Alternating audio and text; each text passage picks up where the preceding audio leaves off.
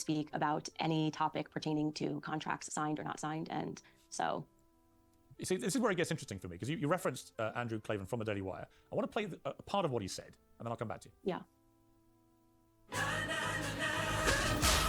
With no...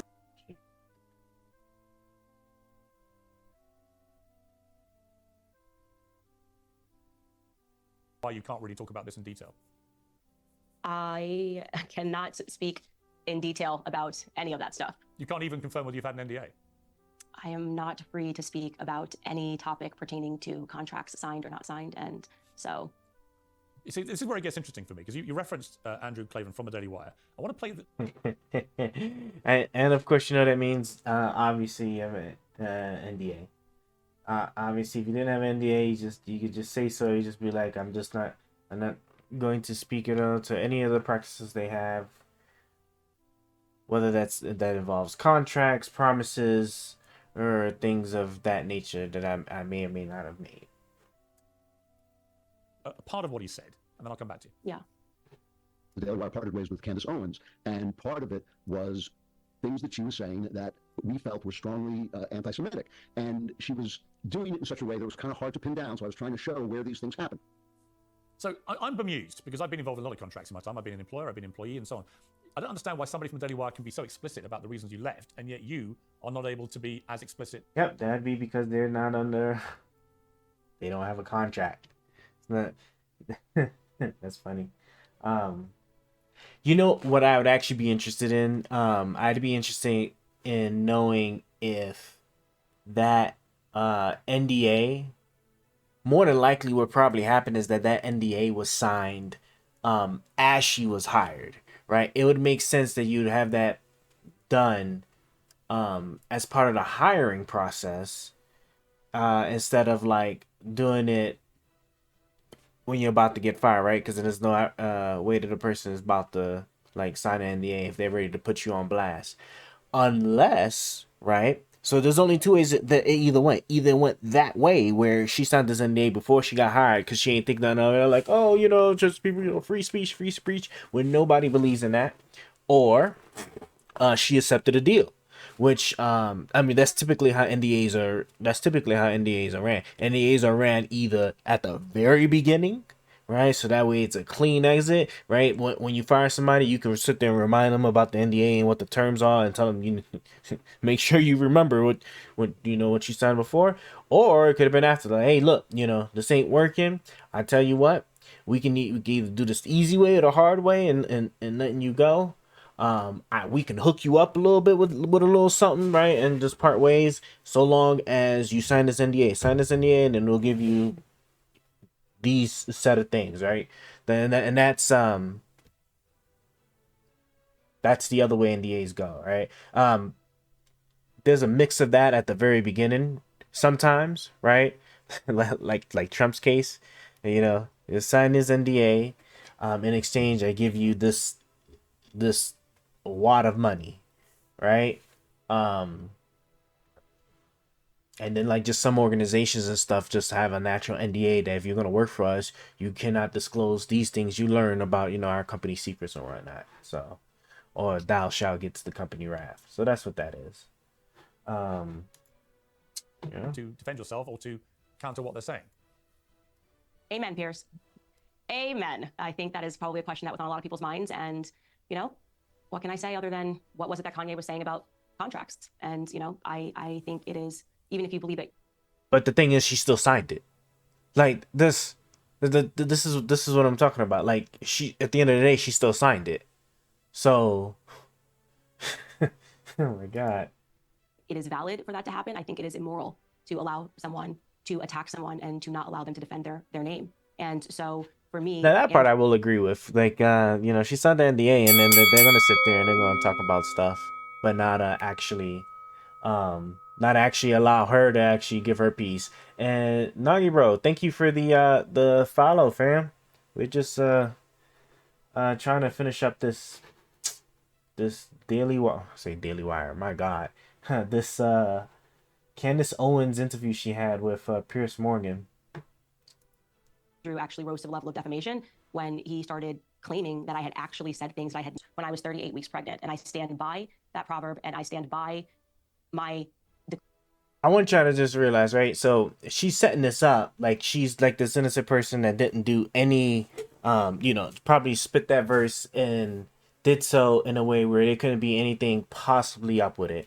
If I'm not mistaken, this should have been around the time where she started, like basically kind of like beefing with Ben Shapiro, right? So I wouldn't be surprised if later on we find out that what actually happened was that she actually wrote that in response to something or somebody. So let's take a look.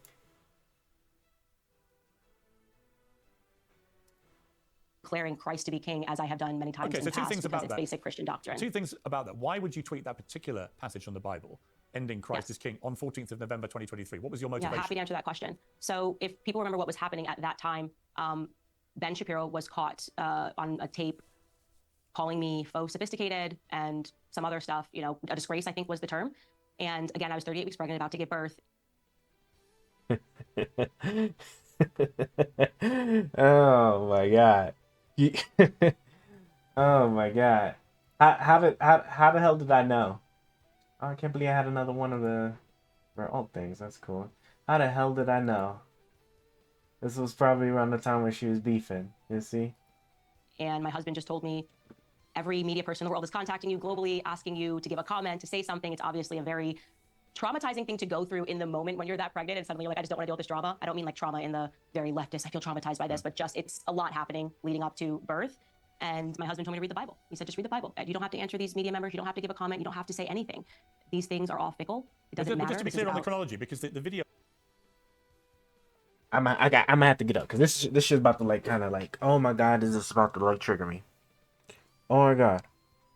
You see how that, oh my God, see, this is exactly what I'm talking about. See how that led to it, oh yeah, I was just saying the verse just for no reason, just trying to, God, whatever it is, innocent, right?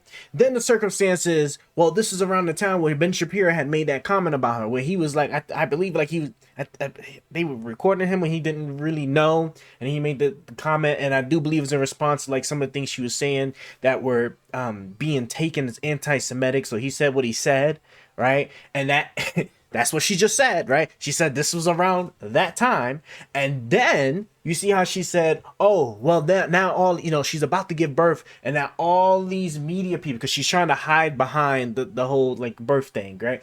All these media people are trying to get a comment. So basically a response, a response specifically to what Ben Shapiro said.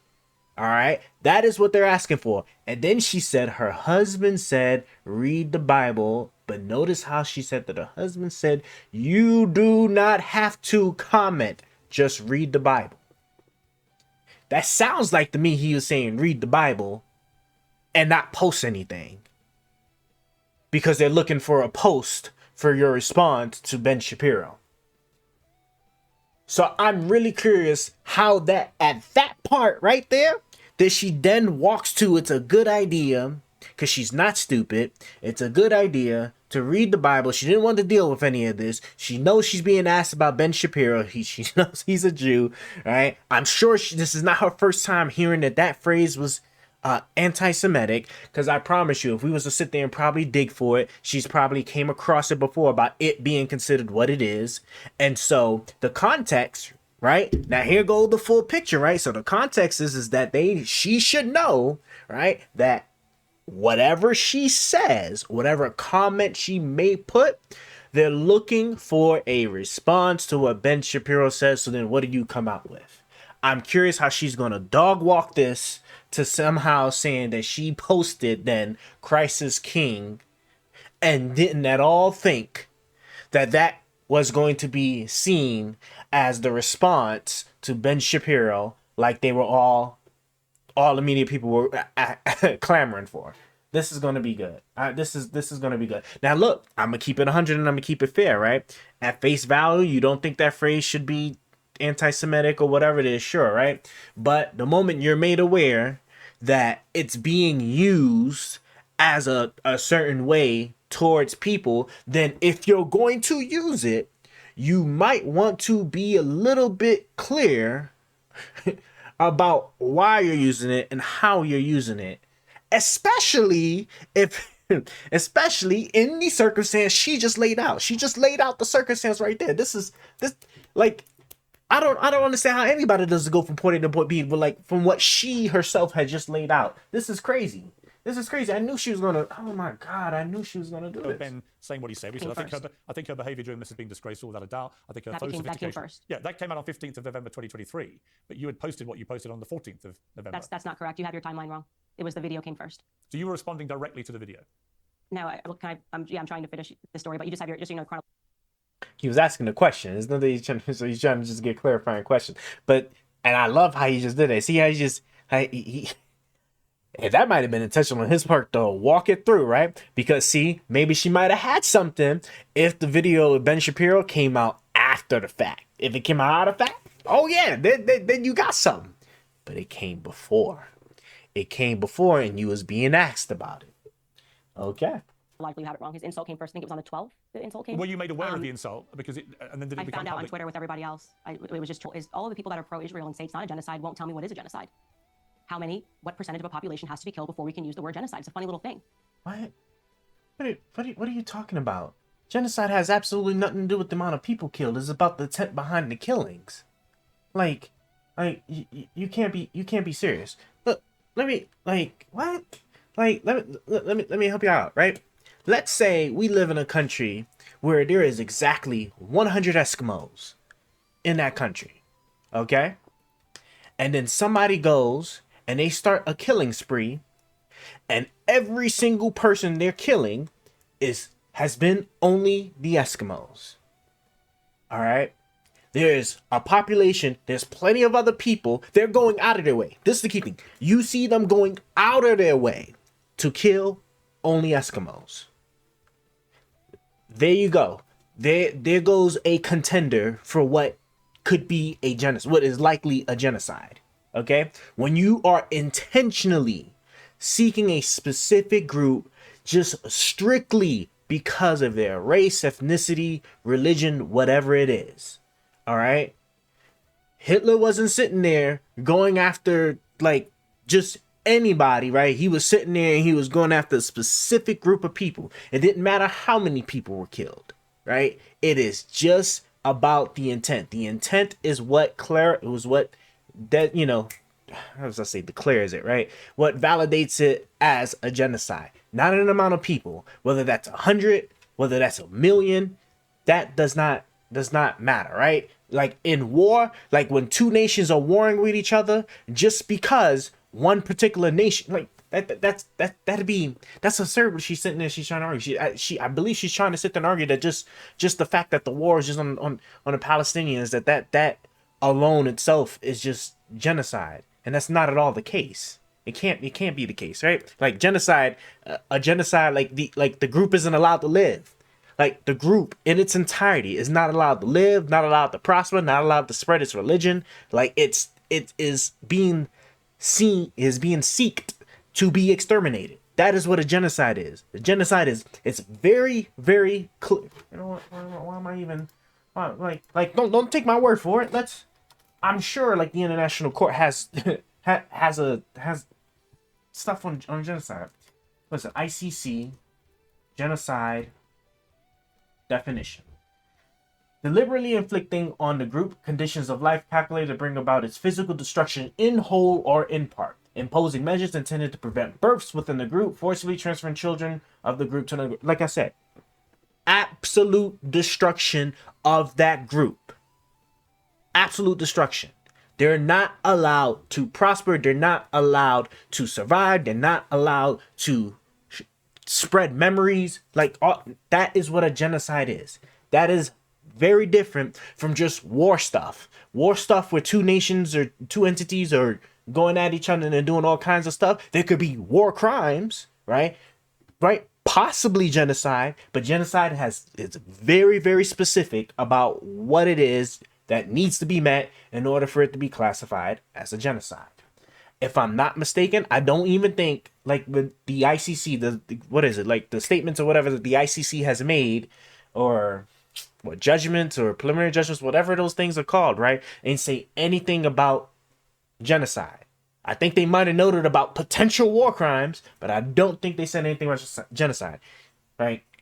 Even as a matter of fact, I do believe even the warrants that they put out for the Hamas leader and the Israeli leader, right? I don't think anything said anything about genocide. Right? So words matter, right? Actual definitions and and requirements do matter. So that's crazy. God, man. They won't tell you. They won't tell you what constitutes genocide. So I would like a clear understanding of how many Palestinians have to die before we. Right. And like I said, we just got we just got the definition. So I don't know what she's talking about. Are allowed to term it a genocide. All of the experts can't agree on what a genocide actually is, but they love to float around the word on virtually every other issue. You know, I had Rabbi Barclay on my show on one of my last shows when I was on the Daily Wire, and I asked him that question pointedly: what is genocide? Let us know, experts, what percentage of the population of Palestinians has to be killed before we are allowed to say that it's genocide. What I can tell you is I am completely uncomfortable and utterly against the amount of Palestinian innocent lives that have been lost in this conflict, particularly children. And any person who is fearful of stating that the death of innocent children has been utterly unacceptable is a coward.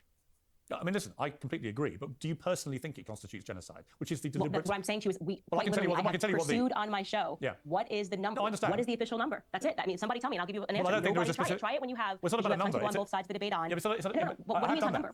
Here's my answer. Do they give you an answer? Well, no, because here's the point. It's not about specific numbers. It's about an intent. But it has to be. Well, no, it's not. It's about an intent to eradicate... That's not true, Piers, because in America, they say that Native Americans, it was a genocide committed by white men. This is what they say, right? No, but I'm talking about the definition. Wait, what? Wait, what did she say about what? About specific numbers. It's about an intent. But it has to be. Well, no, it's not. It's about an intent to eradicate... That's not true, Piers, because in America, they say that Native Americans, it was a genocide committed by white men. This is what they say, right? No. Oh my God. Oh my God. What? The Native Americans? We just established that genocide means eradication. So that means I shouldn't do a quick Google search, right? Find that there's like, what do you call them? Like reservoirs or whatever denoted places of land or whatever where Native Americans get to live, not pay taxes, special treatment and everything, right? Because remember, genocide is eradication, okay? It's not a walk in the park, right? It is eradication, period. You're not allowed to live, period. You're not allowed to prosper, period. So I'm gonna sit here, I'm gonna do this Google with this with the expectation, right? Because I guess white men genocide Native Americans, that I should be able to see that we have no Native Americans in America. Are there any Native Americans in India? And the thing is too, let's be clear, right? Now let me be generous as best I can for that side.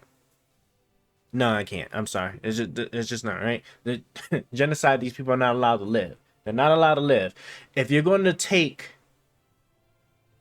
what we did in creating a country as genocide,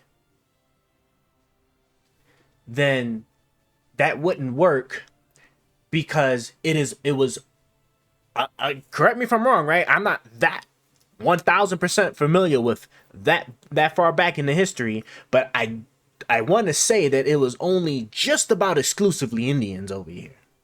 I'm pretty sure that's what it was, right? And like I was saying about war, right? Right?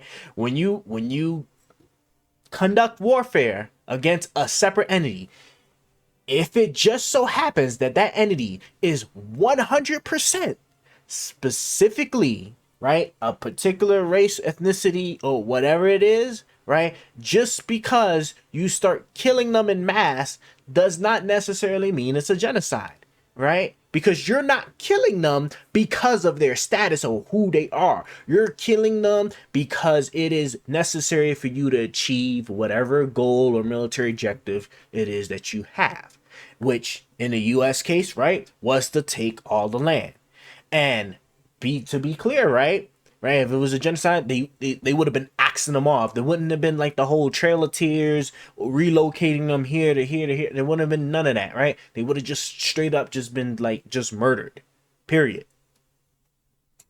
Are there Native Americans in America? indigenous people. Sponsor, please give me. There are 5.2 million American Indians and Alaska Natives, making approximately 2% of the U.S. population. My God, that must have been the most effective genocide I have ever saw or ever learned about. Good gracious.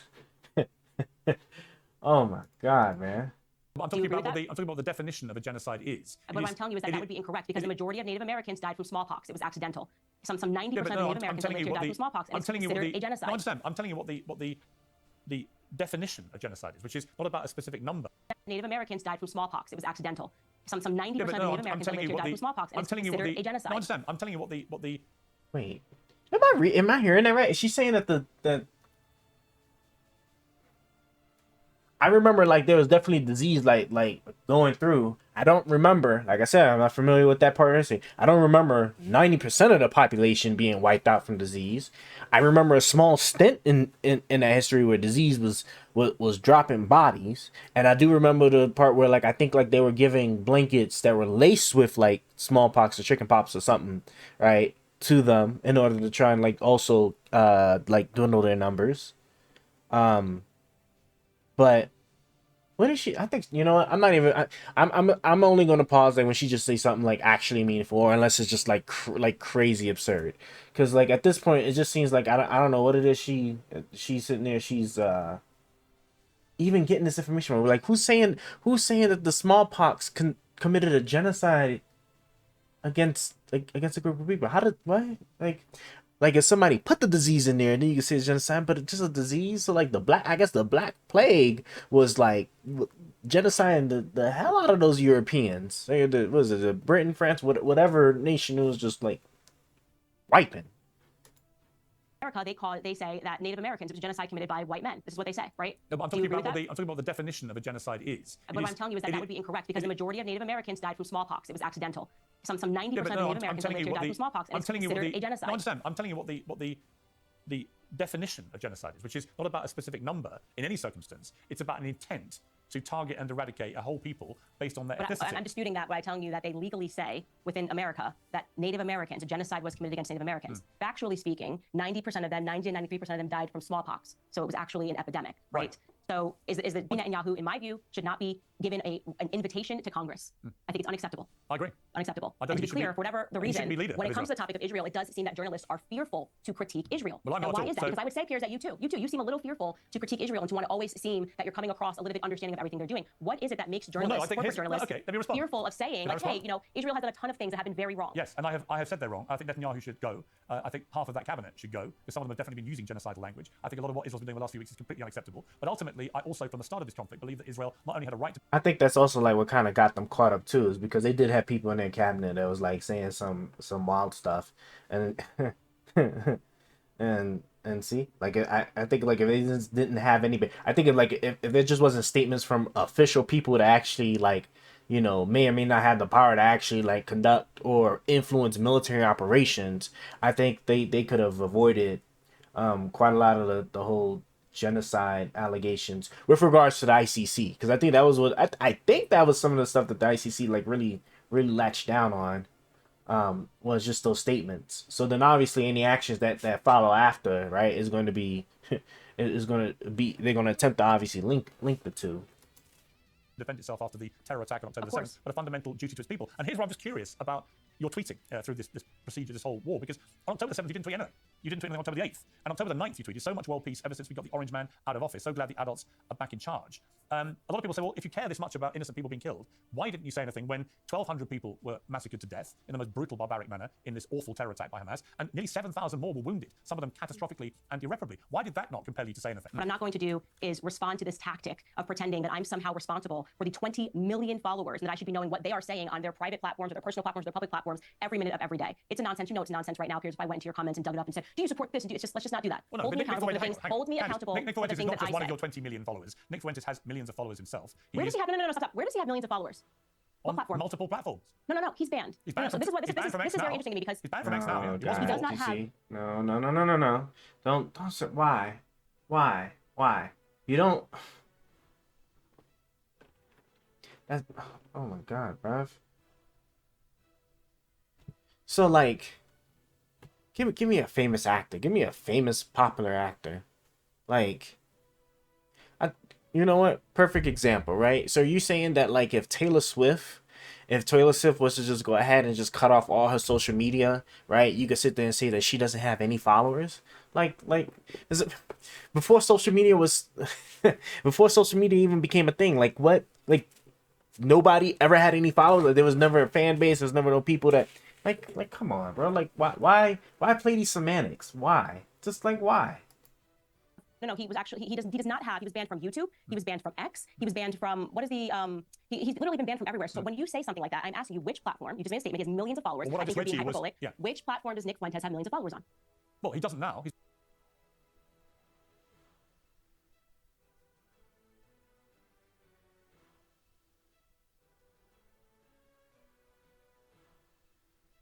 Oh, that's right. Yeah, even Twitter gave him. I was just curious. I was like, even Twitter gave him the business. All right, I remember that account. Here we go. Followers. He has over 250,000. That's just on X alone. been banned. No. Where? Which platform did he ever have millions of followers on? He is on X. He has not millions of followers. So which platform did he ever have millions of followers on? Well, how many followers has he got? Okay, so you don't even know the answer. So you're just being hyperbolic again. You're He's creating this obviously- argument. no, that I am responsible. My point was not about But specific number of no, followers. he's not just. He's My got point is millions he of has followers. a- That's just not true. he has a follow- Piers, it's just simply not true. Candace, he's And a- I answered your question again. You asked me a statement about what he said, and if I agreed with it, I told you no. I would never want a war against the Jews. No, but my question so was, answer your my question was, question. do you Ask feel me like, what I think, yeah, and ask me whether I want to my respond question to is, do you something, feel whether I agree with my something. question was, do you feel uncomfortable about him supporting you? He's a high-profile person, and he said that. Do you feel comfortable, given the context of how you left the Daily Wire What, and their okay, belief? I want to be clear. Yeah. I do not know what is the context of what you just said to me. As I just said to you, if it was pertaining to Rabi Shmuley, who I think is a piece of filth, who has gotten away with everything in the media, then I'm grateful that people are understanding that that man has harassed me for 2 years, and I'm grateful that for any person that has supported me in responding to Rabi Shmuley and his hag daughter, okay? If you are going to pointedly ask me if I am uncomfortable with the fact that Nick Fuentes also believes that Christ is king, I want every single person in the world to declare Christ is king. Whether you believe them to be a Nazi, a white supremacist, a Jew, a Muslim, it is the phrase itself that I want declared, okay? That's it. That's it, okay? Let's turn to, I would say, a less contentious matter, but it's not really. It's Kanye West. I interviewed him at length towards the end of last year. You've been pretty supportive of Ye, formerly Kanye West, even after he tweeted Defcon 3 on Jewish people. He posted, I'm a bit sleepy tonight, when I wake up, I'm going Defcon 3 on Jewish people. And you wrote on the social media site Parler, if you're an honest person, you do not think this tweet was anti-Semitic. I mean, I don't know, why would you conclude that? Because it seems to me it's a pretty brazen statement of anti-Semitism to go Defcon 3 on Jewish people. How else could it possibly be? How else could it be construed? Yeah, sure, I can tell you how it's going to be construed because this is one of the things that's fascinating. First, I'd like to point to how interesting it is that the entire world came down on Kanye West, canceled him, took away his contracts, made his entire family come out and make statements against him when he tweeted that he was going to go Defcon God, why she does this? Why can't she just answer the question? free on some Jewish people, I think is what he wrote verbatim. And now we fast forward to today when No, he Israel is said on literally Jewish people. going Defcon 3 on Palestinians. He didn't say some, he said on Jewish people. Okay, sure. And now we fast forward to today when Israel is literally going Defcon 3 on Palestinians and those. But isn't it crazy how like words matter so much when Pierce sits there and he's being like hyperbolic, but when she sat there and tried to slide in, oh, he said some Jewish people, but not, but we you know that part doesn't matter. Like, come on, bro. Like, you see, like this is the stuff that just, oh my God, man. Same media members seem extremely cautious in their language. So the tweet is actual death, but the actual bombs being dropped, for some reason, real violence is something that the media can get comfortable with. I'd like to point to that because now some time has passed. But to answer your question of how I could have said that statement, obviously, you understand Ye is my friend, and I understood what was happening in his life and what had caused him to say that. He said when he woke up, he was going to go Defcon 3 on Jewish people. He was talking about specific Jewish people in his life that he believed had been taking advantage of him. And he then produced, and for whatever reason the media was not interested in covering it extensively, a tweet from one of those people, Harley Pasternak, threatening to put him on a Psych 5150 hold and to drug him, and so that his visits with his kids wouldn't be the same. You did not think that he was going to go kill some Jewish people. You didn't. And I think that if we're being honest, Well, you said if not you're a an honest single person, you did thought- not think this tweet was anti-Semitic. I did think it was anti-Semitic. Everybody did. Okay. But you didn't. Why? No, because I knew the backstory, so I had more information than the public had. Yeah, but the I statement, understood the statement he is was particularly unambiguous. talking about- The statement had no clarification. It was unambiguous. It was clear. Yeah, It and was then when he clear. clarified, when he did try to clarify it, nobody. Hold on. She said that she had the backstory. If I heard her correctly, she had the backstory behind Kanye's tweet. Therefore, it wasn't anti-Semitic to her because she had the backstory. But she can't see why it would have been anti-Semitic to other people who obviously wouldn't have had this backstory that she says that she had. God, no. They paid attention. So can I ask you, why did you try to book Harley Pasternak after you saw what he tweeted to Kanye? No, I booked Kanye himself, and I interviewed him for 2 hours. But were you interested? That was thereafter when he showed the tweets about Harley Pasternak. Exactly. Like why you just book the actual person, right? Don't just sit there and just book like some other guy that he may or may not be talking. Just ask him directly, right? And said to him, were you outraged by the idea that a Jewish man would threaten to Well, drug no, because someone so they couldn't see their family? Is that outrageous? Is that anti-black? Do you think that's racist? Well, whatever the circumstances of that wasn't. No. Here, answer the question. Wait. Did I hear that question she asked correctly? Hold on.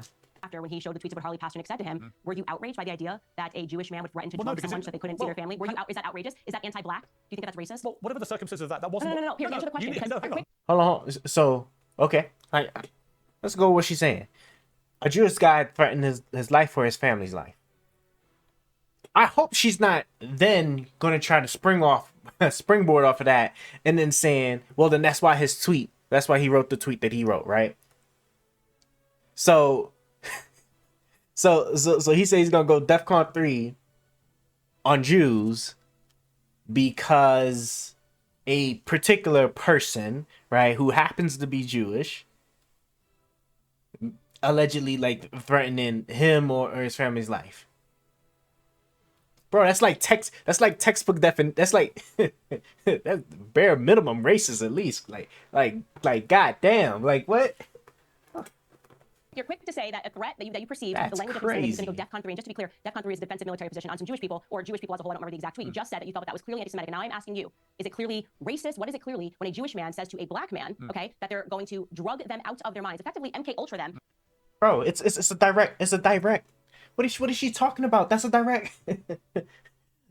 That's a one-on-one conversation, right? Why would you take a one-on-one conversation and then say something and apply it to an entire group like that? Like, what is she trying to sell? What is she selling here? And your visits with your children will never be the same. Because you're asking me between the two, which is worse. It's obviously what Harley Pasternak wrote to Kanye West, which was not reported in the media. Because he didn't put that in the tweet. Okay, but Kanye tweeted it. Kanye tweeted it publicly. No, he did after the furore blew over his Sure, national but why tweet. didn't it trend? Why wasn't there the He same didn't talk outrage? about one Jewish person. He talked about on Jewish people. I am asking you why the public was not as outraged as when somebody threatens to drug someone out of their mind as a very serious real threat. And it was the same person, as he said, was the person who first put him in the hospital the first time. Right. You seem to be okay with it. You're just sort of like, well, of course I'm not okay with it. His tweet was so much worse. You're talking about taking away somebody's kids, putting them into a hospital, and drugging them out of their mind.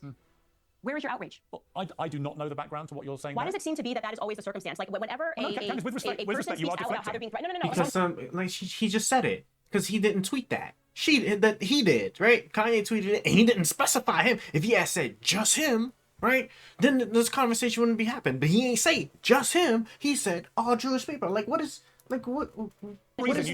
It's very important. Let me finish this. Bro, this is seems crazy. to be a trend that I recognized. I saw this with Rabi Shmuley. For 2 years, okay, this rabbi openly threatened me, my family, my livelihood. Him and his daughter did this for 2 years. There was no outrage. None. Zero. So what? So because you had this one specific person that sat there and like threatened you, so now the entire group that he's associated with, they just need to all that. Like, bro, like what is this argument that she's making?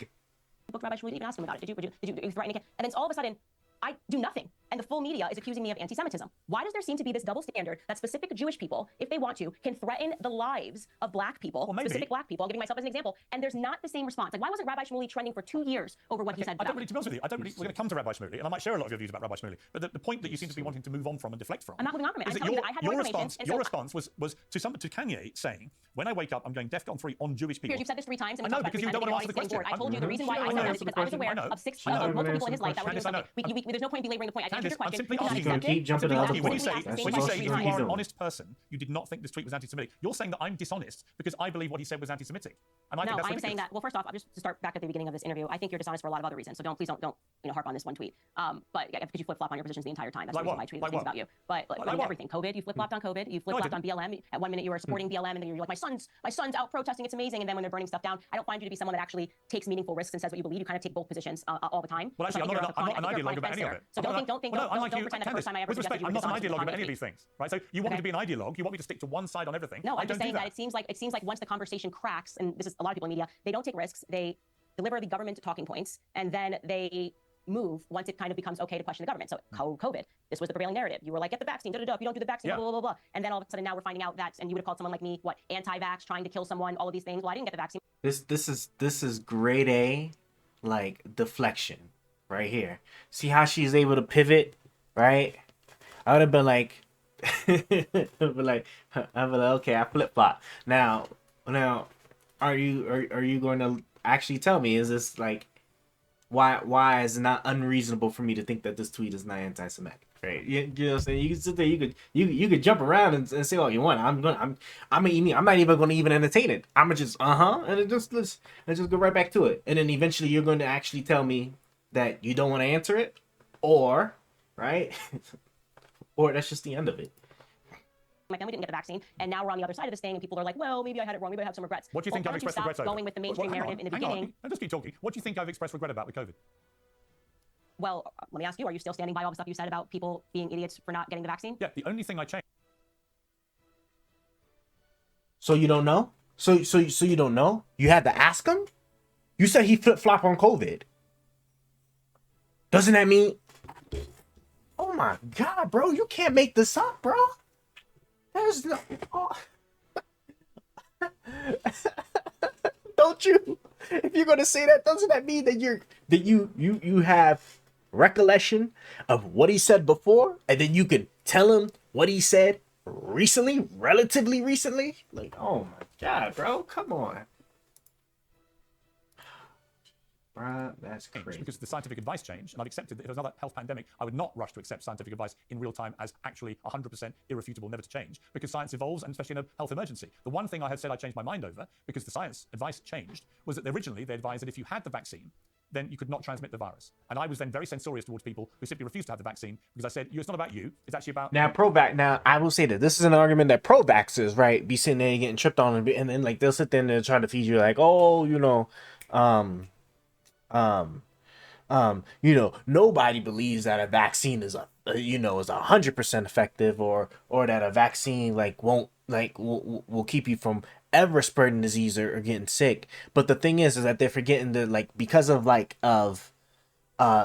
severity of the situation of the pandemic and what everybody was going through, like, people were being quick to try to loop that in there and be like, yo, when you get the vaccine, we don't have to worry about you being a carrier or you potentially spreading it around. Right now, I'll say that is reasonably a hit against, like, the pro-vaxxers people on that, because that was definitely, like, some things that were being, like, parroted around quite a bit.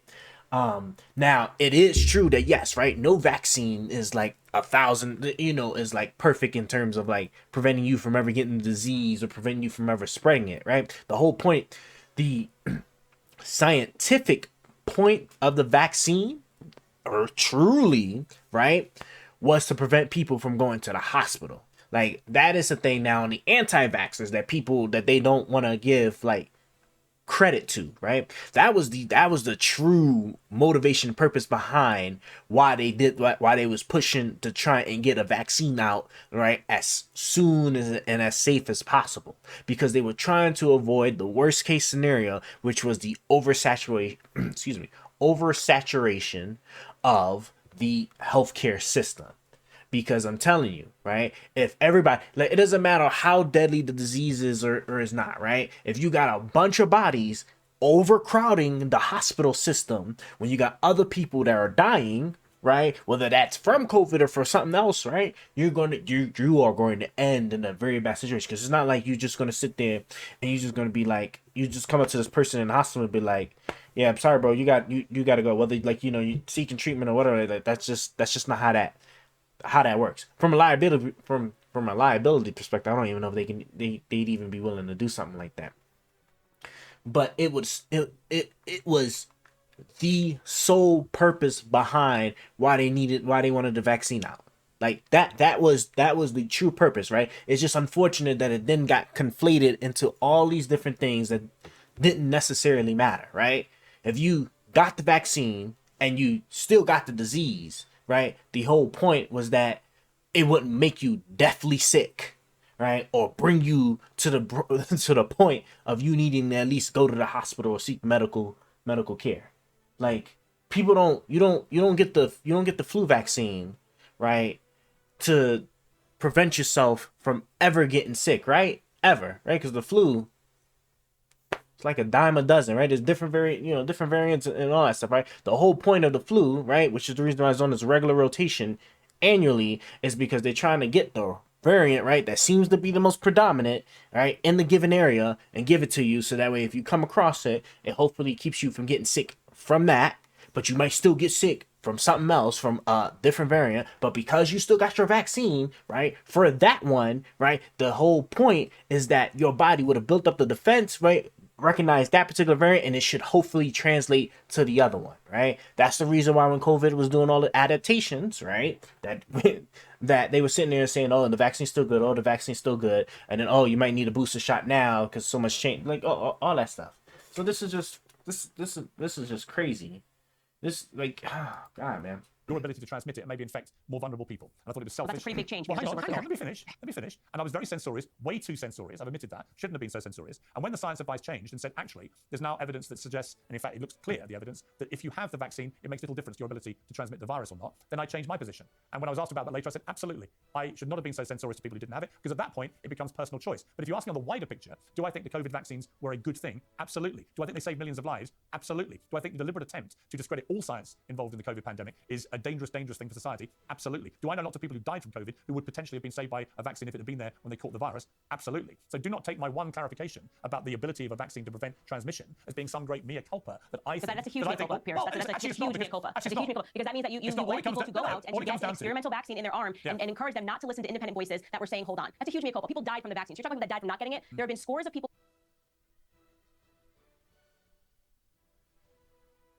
What is this argument? What is this? What is this? You can't you what kind of death argument is that about people that died from the vaccine, right? The numbers pale in comparison to the people that died from the actual disease, right? That's like saying, you know what I'm saying? That's like saying, like, do you have that same energy with penicillin? People die from penicillin? That don't mean that the shit ain't, like, come on, bro, like.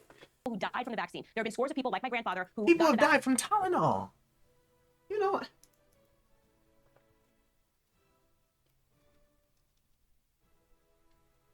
Do people die from Tylenol? Tylenol. Ooh, I still got it wrong. You can tell I don't even use the goddamn thing. I don't even know how to. Tylenol, right? Tylenol. Oh. Tylenol. Okay, I was right originally. I just didn't have the E. Oh, I'm not crazy. It's very good to her without rapid treatment. Very large overflow can lead to liver failure and death in a few days. These conditions can lead to die each year from Tylenols. This is back in 2013, though. What's the active ingredient back in 2013? Tylenol can kill, blah, blah, blah. About 150 Americans die every year from acetaminophen. How do you even pronounce that? I'm not even gonna try. I just want to hear it. Oh my god, bro. Give me the pronunciation. Oh, no. Stop. Let me hear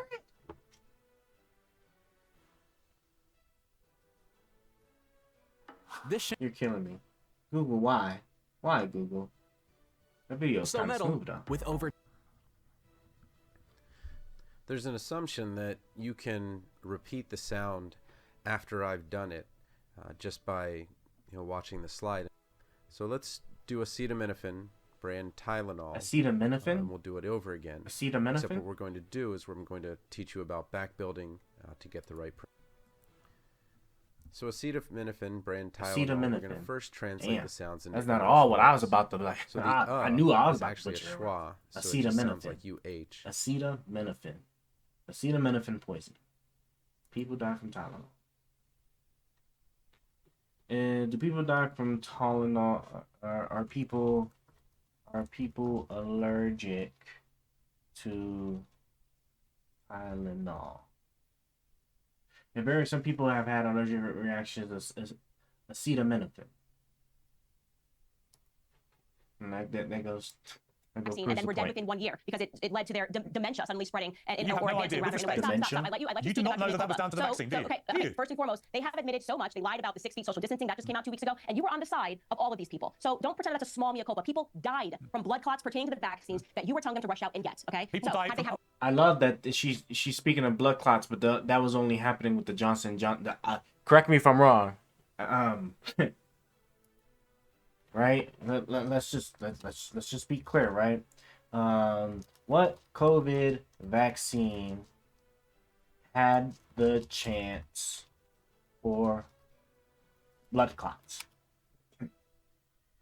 AstraZeneca admitted in court that its vaccines can cause rare blood clot conditions.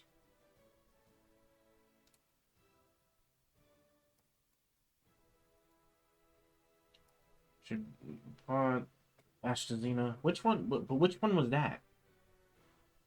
That it can cause a rare but deadly class situation, potentially 125 million. There are 51 cases of T-associated AstraZeneca vaccine. You had, what did you had? You had I'm thinking. Hold on. You had Moderna, PF Pfizer. I don't even remember AstraZeneca. I remember the Johnson & Johnson. What the hell was the AstraZeneca vaccine? That's first for the United Kingdom. Oh, this was in the United Kingdom. They probably relied on technology. Yeah, just like the Johnson & Johnson, right? You know what's so lovely about that whole thing is that it was like, I'm glad I found this AstraZeneca, right? Because I remember the Johnson & Johnson, right? Both of those use the old school vaccine technology, right? Of having an actual live virus that was just weakened in a lab to put in your body, so your body would see it, recognize it, and do what it got to do, right? It wasn't the new technology, which was the mRNA, right? It was the old stuff. So, but you let them talk to you let them tell you, and it's like, oh no, like this vaccine was new technology, create all these problems. But blood clots was happening for the people for the vaccines that had that were the old school way of being made. It's just that's just crazy. And then I'm not even gonna get into the numbers, right? Because at the end of the day, millions of people took it, and then you had what?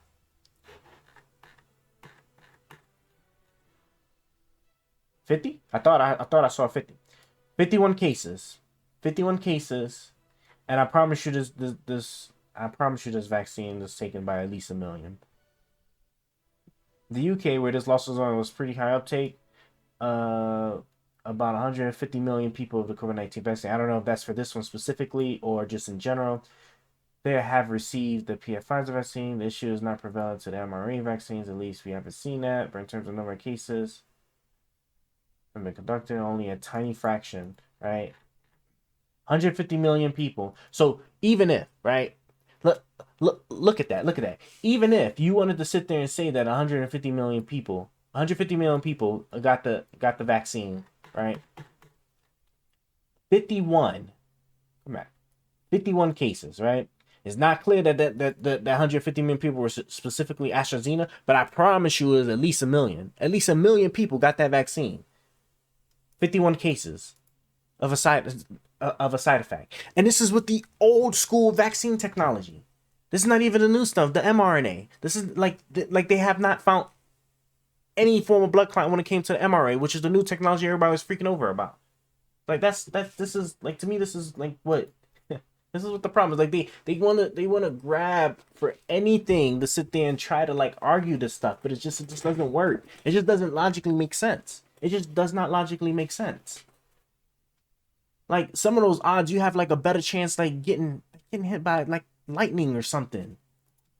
Would hang they on. perhaps listen Do to you agree? independent voices All right, who let me ask you. understood that Let me there was ask you. some Okay, government? No, let me I want you respond. to talk about Jamia Copel. Had they have paused and listened to independent voices who have, I think, probably a greater strength when it comes up to standing up to government initiatives, because we recognize the government is not our friend, and we recognize that the government is not trying to save our lives. Maybe those people would be alive. Maybe my friends who Okay.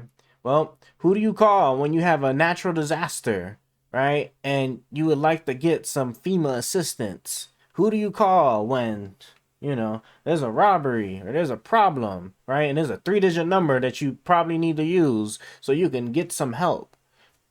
Like what? Like who do you call when you are out of money and you're about to be homeless? Doesn't unfortunately work for everybody, but for the most people, right? And you have this thing called government assistance. Who do you call when you got children, right? And you're a single, and you're a mother, right? And you're not making enough money. Yes, but we don't trust the government whatsoever. had miscarriages, and my friends who were saying that it was impacting their menstruation until the government was ready to admit that 7 months later. If you had listened to people that were telling you their own experiences, someone that went completely blind in one eye because of some weird. Did the well, I mean, women's bodies are a bit more fragile when it comes to did a COVID vaccine influence menstrual? Does COVID vaccine affect menstrual cycle? Oof. Not what I want. Don't want Reddit. Please do not give me a Reddit. More than half of women surveyed experienced menstrual cycle changes of the COVID vaccine. The most common symptoms were delayed menstruation, prolonged menstruation, intermenstrual bleeding, and heavy bleeding. All right. What was the pool size for this? So before I even read this, let me go back, right? So my only concern, right, because this could be legit, right? But just remember, right, correlation without causation, okay? Right, when it came to COVID, when it came to the COVID vaccine, there was a lot of things happening all at one time. And one thing we do know for a fact, right, is just how easy the woman's body cycles specifically to respond to stress. Okay, so I'm not sitting there to say that to discredit that the vaccine potentially didn't do anything. But we're about to take a quick gander at the abstract of the paper. I'm not going to read the whole paper, just the abstract. But there's these things that you want to just you want to sit there. You want to also take in consideration, actually just read up on, right? Because that's where that phrase correlation without causation comes from, right? Because you can't sit there. A lot of times it's very difficult to say that this specific thing is the direct reason, is the only reason that caused this. Right, there's a lot of things, there's a lot of circumstances, right, that can surround a particular thing that also had a big influence, if not could have actually been the thing, that was the case. Let's go. And there's a set. So this is a study from Turkey. Okay, so this is in Turkey. Concerns about, well, this is in Turkey, so now I'm curious of which one of those vaccines they got. Please don't tell me they got the Russia one. Let's see. So concerns about population between the vaccine and menstrual disorders have been raised in media. Different studies have shown the COVID-19 vaccine may be associated with menstrual changes. This study was conducted to investigate the effects of the vaccine on menstrual cycles. Cross-section descriptive study was conducted between these dates. Data were collected through a self-administered questionnaire via an online forum sent to participants through social media. Data of 586 women were included in the study. A total of 82.4% of the participants were ages between 31 and 50 years. See, this is already this one right here. This one would have been a little bit of concern at this point right here. When does what is it called? Menopause? When does menopause start? When does menopause start? As early as age 40 and as late as age 60, right? So then and this is why controls and stuff are so important when you're doing studies, because these are the kind of things you want to try and look out for and make sure that there ain't these known things that sit there and be the reason why something is happening. The BioNTech vaccine was administered to 75%, Sinovac to 9%, other participants. I personally do not even recognize these two. I only know Pfizer, Moderna, Johnson and Johnson, and now AstraZeneca, which I know, like, I guess was like a big UK or a UK participant, I guess. I mean, the colleges, I think it's like in partnership with the colleges in the US, but you know what I mean. Um, Now, so how many people? 53%. So 311 women experience changes in their menstrual cycles. The most common menstrual changes after vaccine were delayed menstruation. So 30%. Prolonged menstruation at 22, menstrual delay, and all these other things were more common in women than prior to receiving were more common in women than prior to receiving a vaccine. Wait, what am I reading here? These things and early menstruation were more common in women than prior to. Okay, so they're saying that these things were happening more often to were more common in women now than it was prior to receiving the vaccine. I do not like how they wrote that. Or maybe I'm retarded. I might be retarded. More than half the women experience menstrual changes after receiving COVID-19 vaccine. Women experience significantly higher rates of menstruation delay and all these things, but compared to before the vaccine. All I want to know is what's the control.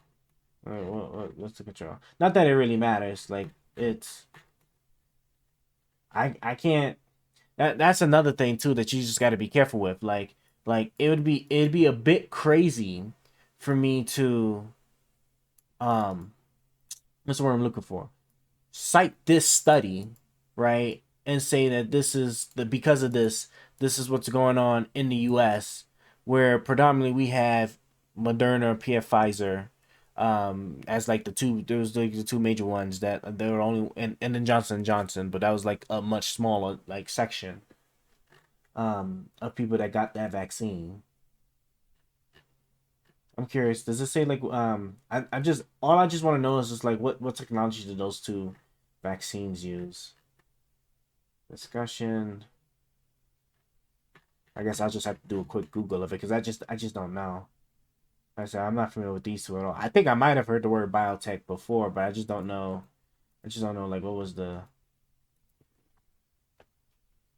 technology? What technology? Let's see if we can get a master list. What technology is used in each COVID vaccine?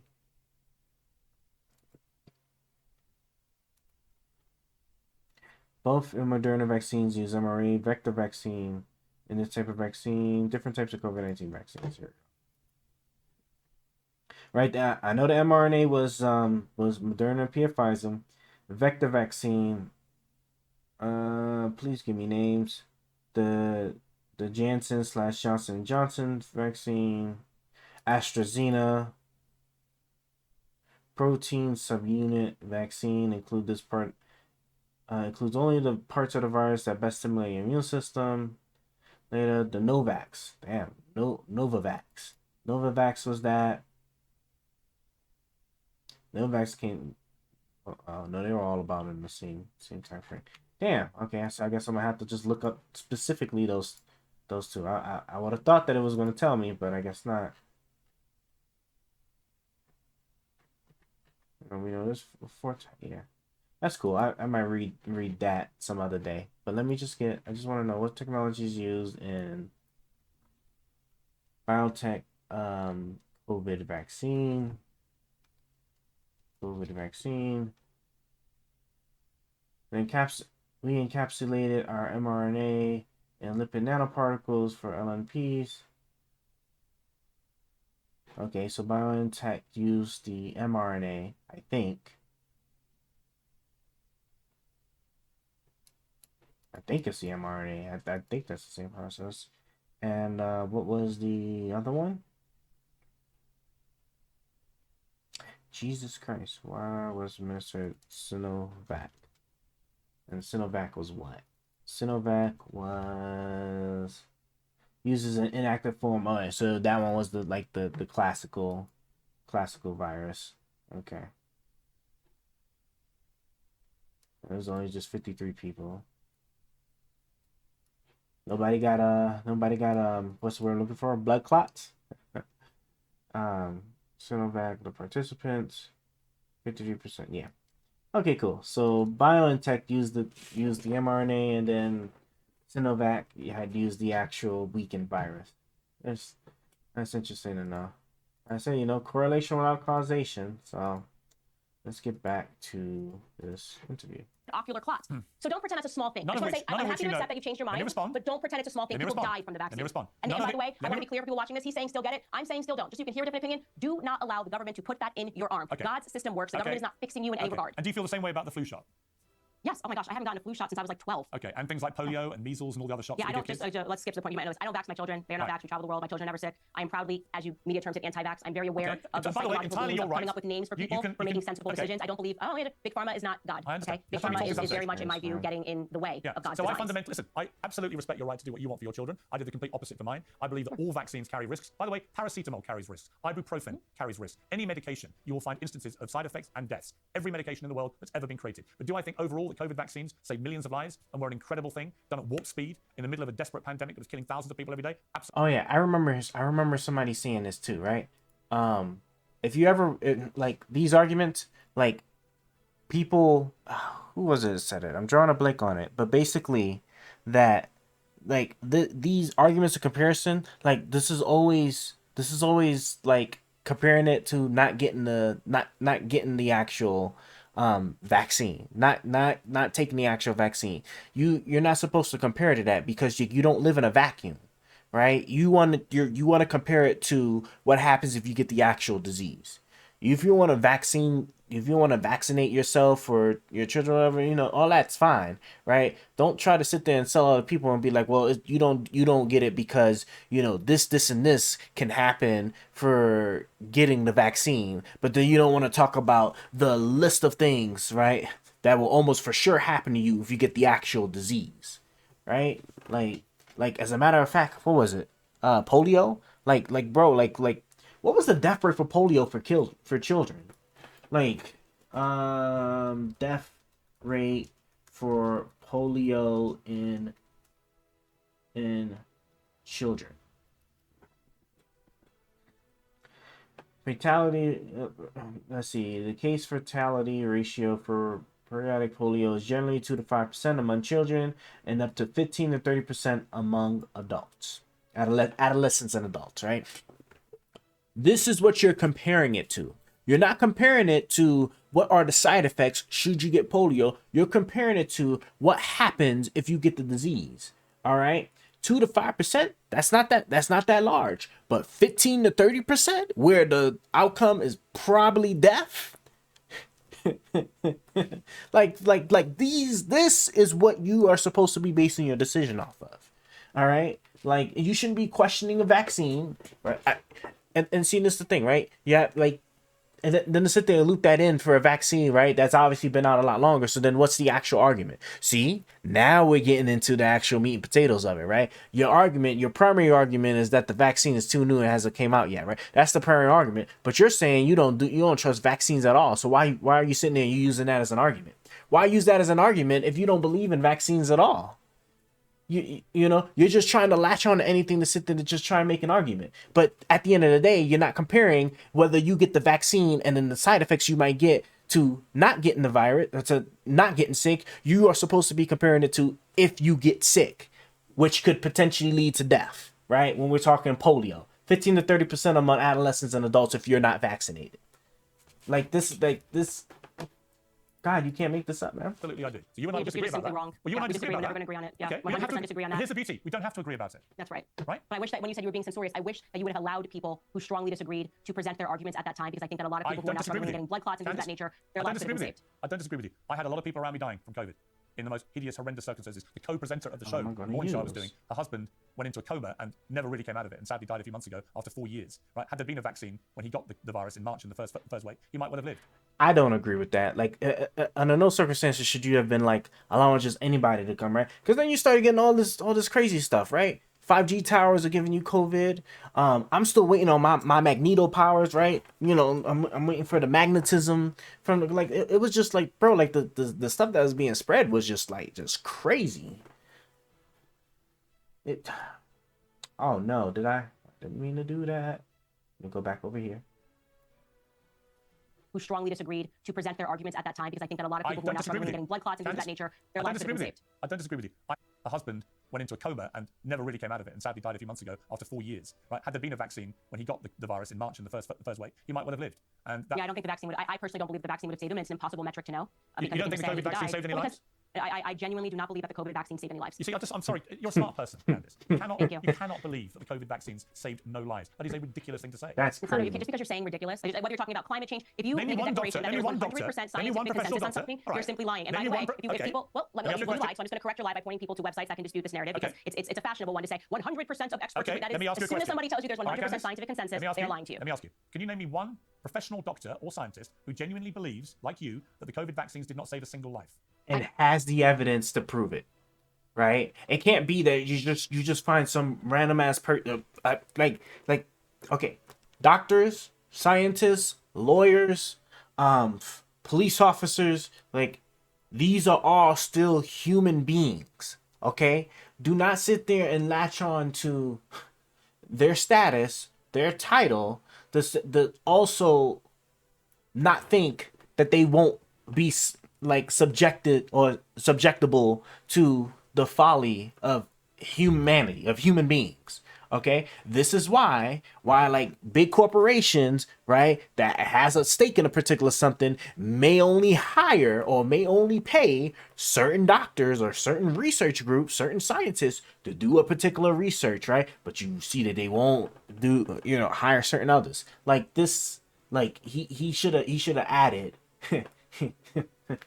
He should have added that also had convincing good evidence that showed that that to the standard of them as a doctor, right? To them as a doctor, excuse me, that it's not effective. That's what you're looking for. I can point you to many because there are anti-vax doctors. Can you name one? Yeah. Well, here's I'm going to point you to an entire website because this is actually important because RFK Jr. has played a very large role in my awakening. What? Was RFK Jr. a doctor? I thought he was a lawyer. RFK Jr. Doctor? Is he a doctor?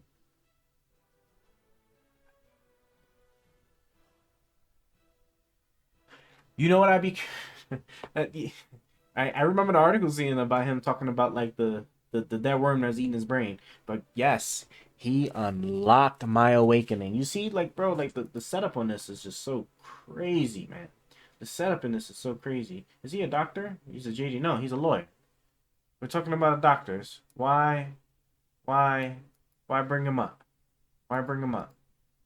About vaccines, might just not. Well, here's I'm going to point to an entire website because this is actually important because RFK Jr. has played a very large role in my awakening about vaccines. Might just not to vaccine my children. I recommend you go to the long list of doctors, children'shealthdefense.org. That is his charity.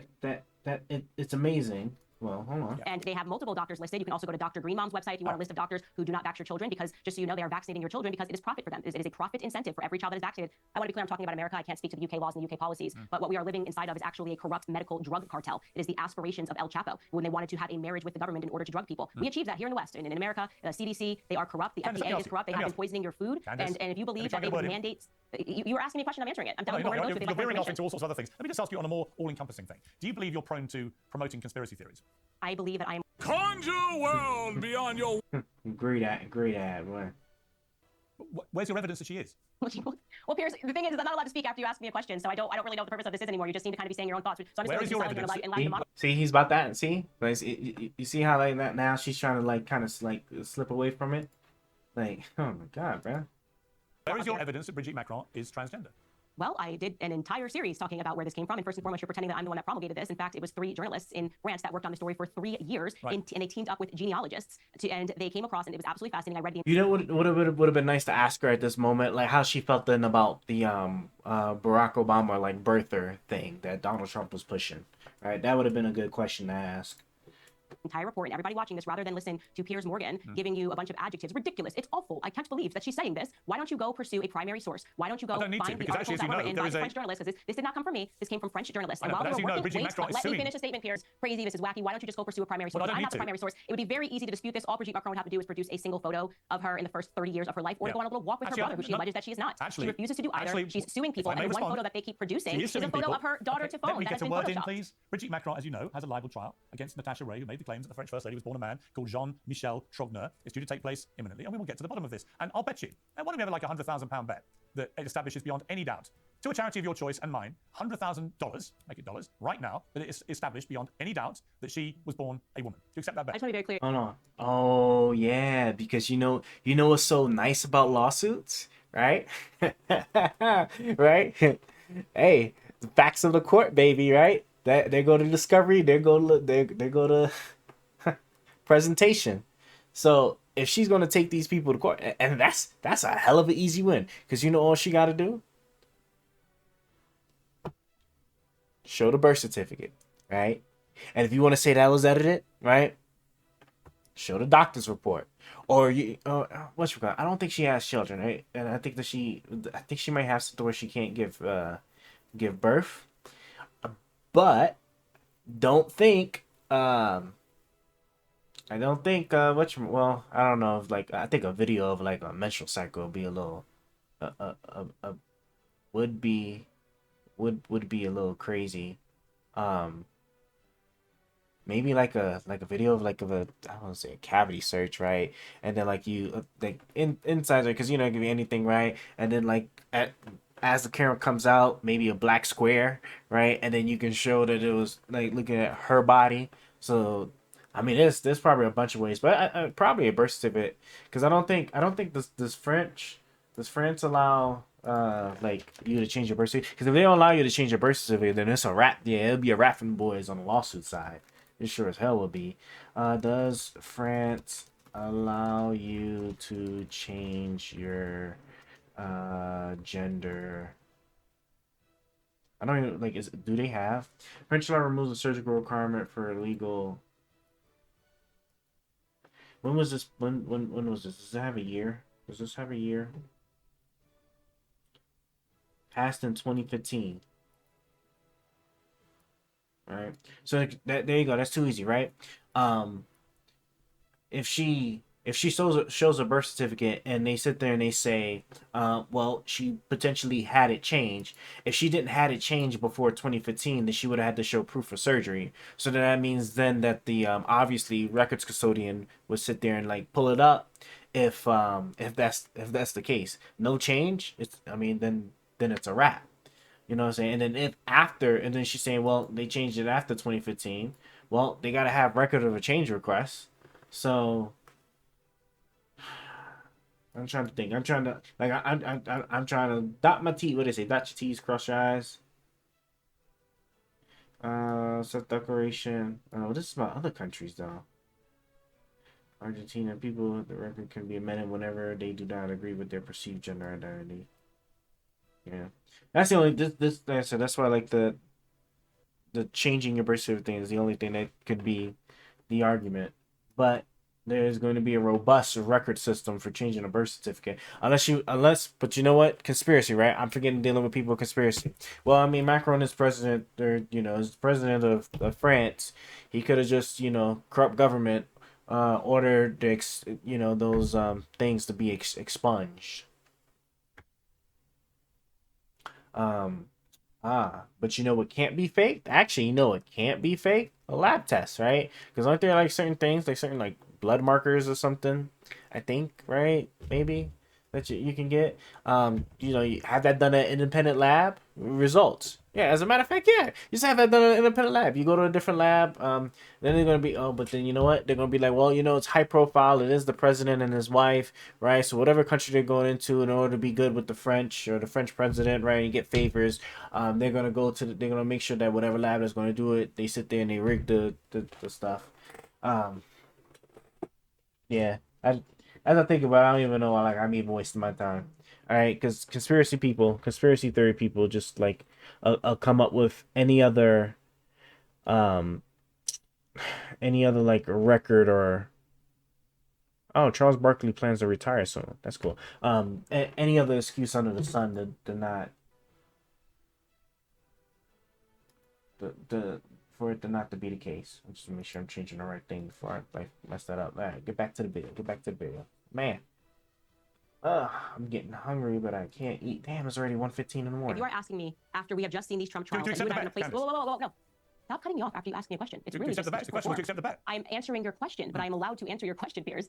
After we have just seen these trials with Trump, if you're asking me to wage a bet on the basis of what happens in a trial and in a courtroom, the state versus some journalists, you are out of your mind. Is the law? I'm gonna assume that he said that the lawsuit was happening in the U.S., right? Because yes, right? Because the French at any point in time, right? They can come here to the U.S. and sue, right? Can foreign nationals just come into the court system and make use of it? I don't think so. I think you have to have a legal entity of somewhat here in the U.S., right? I could be wrong on that, but I'm pretty sure that's how that works. So, I mean, but yeah, we're gonna use we'll use whatever court example, right? That's in one country and say that because this happened in this country, that's why you can't trust the court system in this other country, right? And then I'm not even going to even dive into like the whole Trump case, right? Because at the end of the day, I mean, it's the jury. It's the jury. It's the jury of 12 people. It's hard to corrupt 12 people unanimously to go by way. And then they'll argue, well, it's this anti-Trump town, all of this and that. And You think that would be the wager. So I'll do it to you this way. Piers, you've got a team of journalists. Can you just simply find, she claims that the person that they found is actually her brother. Do you mind just finding me some photos of Brigitte Macron growing up for the first 30 years of her life? Could you find, and we can make it shorter, I'll give you the $100,000. Could you just find her brother, who she claims all the photos that they found of John? what kind of requirement is that? Like, do you have like photos of you as a child? Especially if you're like a decently aged adult, right? Before like all these different means that we have of successfully and safely, backing up and storing your digital photos and stuff became like widely accessible and affordable. Like what kind of requirement is that I can't. And then if I show you photos, it's like, and then if I show you photos, oh, you just found somebody that looked like you. Like what kind of requirement is that? Really, what kind of requirement is that? You know how many people, like, at least, like, I would say, like, what? Like, anybody that was, like, born and alive before, let's say, like, 1995, I'll say, like, I'm just like, before 1995, may not have, like, much, if any, photos of them, like, when they were a child, right? Like, possibly, potentially. A lot of people might have it, but, like, Like, come on, that's crazy. So then what happens if they had photos and then, like, it was a fire or something, right? And then they lost them. Now all of a sudden, like, it's unprovable that, come on, bro. Like, what kind of... On Michelle tried no. Her brother says that's actually my brother. Okay, great. Could you just find a photo and make it easier? We don't have to wait for a trial to finish. Just find a photo. So even and though produce it. You and I can do it live on Twitter. You're gonna say, this is the photo that I have found of Brigitte Macron. And I'll say, oh, you want $1,000. So even though in February 2023 a French court convicted 2 women of libel for spreading the transphobic rumours because it was untrue, even though she's suing again against the people who originally made these claims, even if all this comes back and says it's complete lies, you just say, well, it's the legal system. So there's actually no way of ever disproving. I don't need a legal. I'm saying we don't need a legal system. I'm saying That's what I'm saying. At the end of the day, there's just no way of disproving it with these people. There's just no way. Oh, no, Piers. We just need a photo. I just told you how to disprove it. Just a photo. Oh, yeah, I Where can your imagine if they wife and produce one. What you would say, well, it's a fake. It's a fake. No, Well, conspiracy theories no. do, See, Candace. that's exactly what it Okay, is. so Piers, I don't believe for a look, you moment. realize how I don't believe for a conspiracy moment theory you is think that it's Brigitte Macron is a plausible man. that a first lady had built up a repertoire, someone that they can trust because they know that I The don't just BLM was a conspiracy theory? Huh. say what the state wants me to say, and I'm willing to question things. What I have said on my platform multiple times is I'm willing to say that this report has been disputed. It just simply hasn't been yet. All they keep doing is showing a picture of Tafan, Brigitte's daughter, and recolorized in black and white, and going, oh no, this is her as a kid. And as a mother it's 30 yourself. years of living. Just show a photo of yourself. And What do you need? Just show a photo of and as a yourself. mother yourself, you have no qualms about the hurt that you're causing her kids with this kind of claptrap. I mean, I roll. Please stop. Ooh, so she does have kids, right? I'm assuming, right? I'm assuming this woman doesn't have kids. If this woman has kids, this is an open and shut case right here. It's an open and shut case right here. If she had, I know there's no way. I'm gonna have to look this up. I'm gonna have to look this up now. French president wife kids. Is a French former teacher known for being the wife of current president of French and co-prince. Does she have kids? She has 3 children. Bro, I'm thinking this argument is about a woman that don't have no kids. You know what they're gonna say? You know what they're gonna say? Oh, well, those are her actual. Well, no, you can't even. You can't even make the argument that that's her her relatives. Saying that no, she's actually a man, and then these children are actually like her his, right? Because you want to sit there and you try to his brothers and sisters, but no, that wouldn't possibly. That wouldn't possibly. That couldn't possibly work. And you know why it couldn't possibly work? Because like a DNA test would tell you. A DNA test would tell you the exact whatchamacallit. It tells you the exact what is it? Branch. It tells you the exact branch they'd fall on. So it wouldn't be. Yeah, that you can't fake it. You just can't fake it. No, if she has children, then it's a wrap. Like, bro, it's a wrap. Well, here's my children. Here's a DNA test. Here's the DNA, and here you go. It says, what is this? Mother. Right? It doesn't say brother, doesn't say sister, doesn't say, for whatever it is, right? No way. There's no way. Yeah, that's crazy. With the sensitivity. Bro, I seriously thought they were talking about it was somebody that didn't have kids, right? Because I'm only used to really only seeing these things about like people that just so happen to not have children. Decided that you want to lead a country, okay? Honesty is demanded. More journalists should be prodding into the story internationally to see what's actually going on here, because at best, you have a perverted story that, in my view, leads way too closely into pedophilia. Just a story of how they got together is weird. You have a allegedly gay man, the person who's had gay affairs with him has spoken out, talked about the drugs. Just to be clear, you just said that you wouldn't believe anything from the legal cases which established Brigitte Macron is not a man, but yet you're racing. But then you're basing. Ooh, I love it. I gotta rewind that one back one more time. Clear, you just said that you wouldn't believe anything from the legal cases which established Brigitte Macron is not a man, but yet you're racing to believe this wild conspiracy theory about Diddy being a Fed CIA asset because you saw it in a lawsuit. Okay. You see the slight inconsistency there? No. If you have not been following, it's very obvious. So there's nobody that's so you following. believe what's in that lawsuit, but you don't believe. Piers, am I going to be able to answer your question? This lawsuit that was filed, okay, had pictorial evidence all throughout. They also showed you a log of the 911 calls. Right. It showed you what the media had reported on and what he actually said. Here's the difference between me and you. I've actually been a reporter for many, many years. You never have. When you say you report on these things, I can tell you no journalist who's an actual reporter would read a legal filing and then do a tweet which states as fact, in their own words, he's not in jail because he's a Fed CIA asset. Can you try to tell me? That's not reporting on a lawsuit. That is stating your own personal opinion. And if you don't know the difference, it's because you're not a reporter. I am. Well, now we've arrived at your professionality. I guess, Piers, tell me more. What school did you go to? Tell me more. I went to Harlow Journalism College in Essex, England. Well, then we better listen to you guys. You heard him. We gotta trust the experts. And Piers has been a reporter and he went to a journalistic law school, and therefore, whatever conclusions he makes are the professional and the correct ones. And you should definitely listen to Piers Morgan. I do know the difference between reporting on a lawsuit, where you're one removed from the context of a lawsuit and stating something as fact, but I don't think you do because you've never actually been a reporter. That's my point. Ooh, burn. You got me. You go, girlfriend. Let's talk about Ukraine. No, I just don't want to be involved in their conflict. I hope they both lose. So America would no longer be involved. I hope it just stops. I hope they both lose. Why do they both lose a war? Just put down your arms and say the war's over. That's never going to happen. It's complete pie in the sky. I'm just telling you, you're not going to make me feel that it's an either or, and that I have and if to China invades Taiwan because he's a war criminal. And if Russia does win in Ukraine and China feels emboldened by America's failure to help it properly, that it then invades Taiwan, would you want to get involved in that? Would you be happy for Taiwan to go under as well? Well, just to be clear, there's tons of reasons to think that America's weak. You don't need Ukraine and what's happening in Russia to believe that. But that wasn't my question. Weak. So, but you're pretending that if this doesn't happen, then this might happen, which is ridiculous because if you thought America I think it's quite logical actually to think that China is watching this thinking, you know what, maybe America's not up for the fight anymore because even Americans. Well, I don't know. I think they could have probably deduced that from the way that we pulled out of Afghanistan. I agree with that. Look at Ukraine. I agree with that. Yeah, we are weak right now. The West is weak right now. We're weak because we have men that. I think I'm gonna start cutting carbs. I need to drop my belly It's all fat. the same old talking points, man. If you want to drop this, Like are acting like women. they'll sit there complaining about the way we pulled out of Afghanistan, but they'll never bring up how Trump set up that deal. And when the deadline was coming up, we had a fraction of our forces still in Afghanistan versus like what we had like well before. If we were to sit there and say, well, you know what, this doesn't look like this would be a good time to pull out. I understand that we agreed with you, right, that we were going to pull out, but now we're not going to anymore. Like, we can't just snap our finger and all of a sudden all the equipment that we were moving out, all of the bodies of military personnel that we were moving out of Afghanistan can just poof right back up there. So the moment you make that clear that you are about to like renege on your deal, like you have like what I think like when the pullout started was like what, like 3,000 somewhere, like what, like let me see how many soldiers were in Afghanistan when the pullout started. At the start of the Biden administration, 2,500 soldiers. Oh my God. Yo, this is crazy. I want you to picture this, right?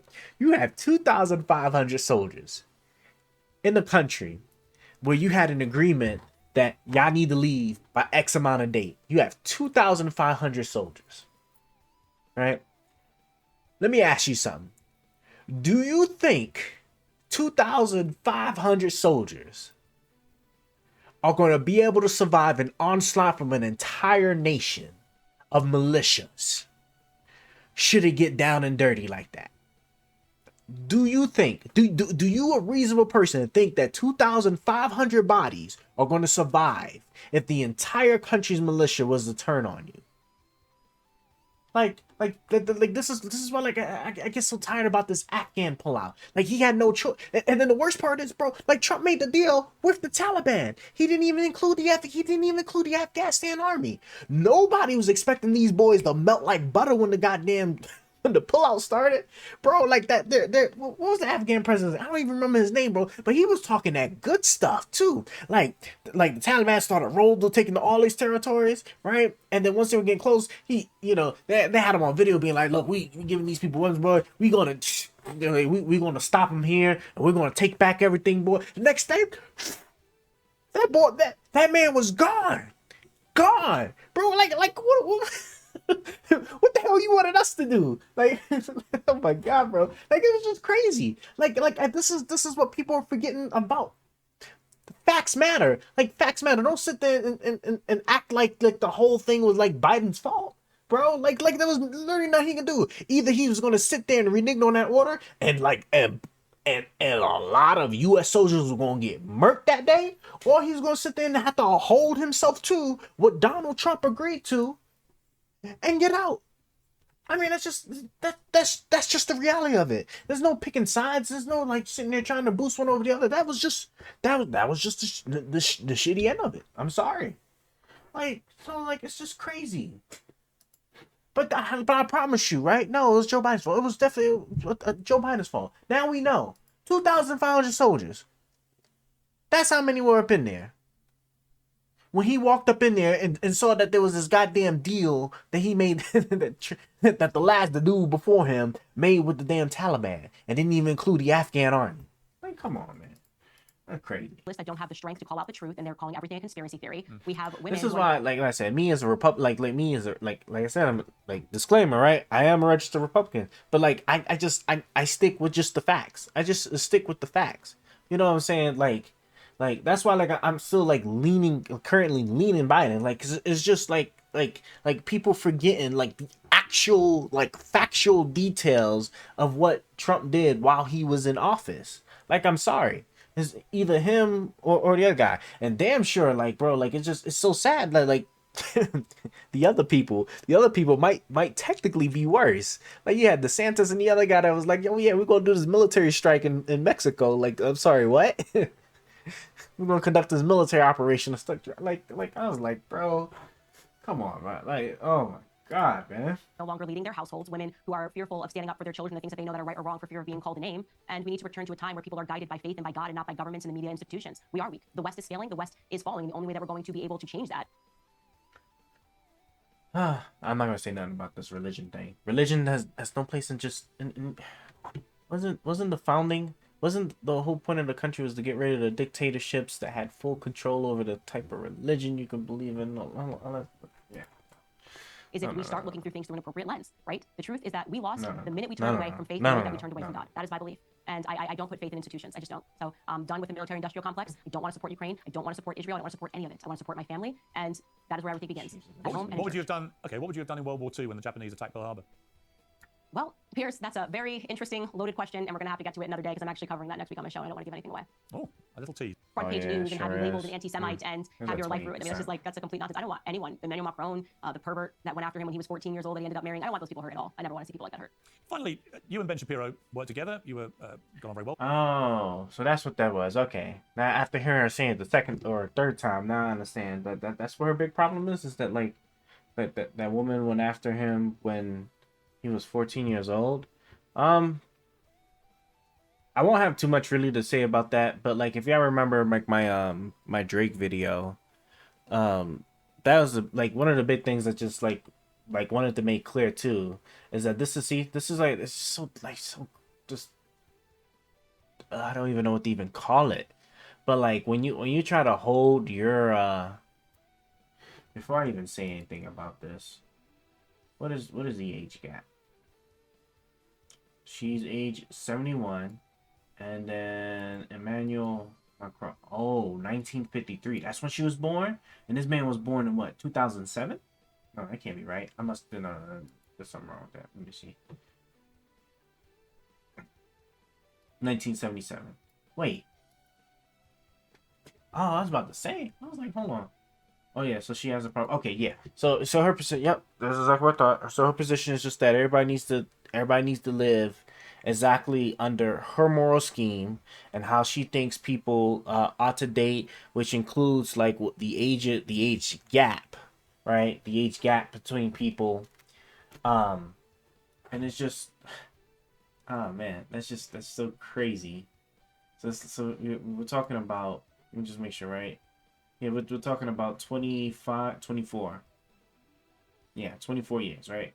Talking about 24 years. So it's a 24-year gap. So if he was, what she said, 14? Or if he was 14, then 20-year gap, right? Then yeah, all right. Shit would have been crazy. Is that even true? Like, could I even find and Emmanuel Macron in 2007? I'm not even gonna even bother even trying to look it up. But I am curious. What's age of consent? France. 15.